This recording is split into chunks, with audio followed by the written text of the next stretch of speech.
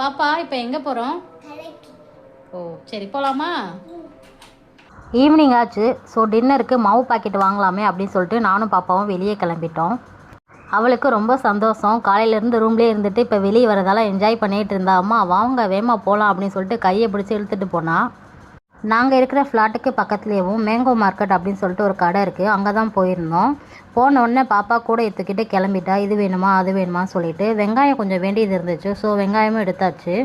நமக்கு டின்னருக்கு தேவையான தோசை மாவு எடுத்துடலாம், ஏன்னா அதுதான் ஈஸியான வேலை அப்படின்னு சொல்லிட்டு நெக்ஸ்ட் அதை எடுக்க போயிட்டேன். இதோட பிராண்ட் நேம் வந்து ஆர்யா. எப்போவுமே இதை தான் நாங்கள் வாங்குவோம். இதுதான் இட்லிக்கும் தோசைக்கும் நல்லாயிருக்கும். ஸோ இதையும் வாங்கிட்டு தேங்காவும் காலியாயிருச்சு. ஸோ துருவி வச்ச தேங்காவும் ஒரு பாக்ஸ் எடுத்தாச்சுங்க.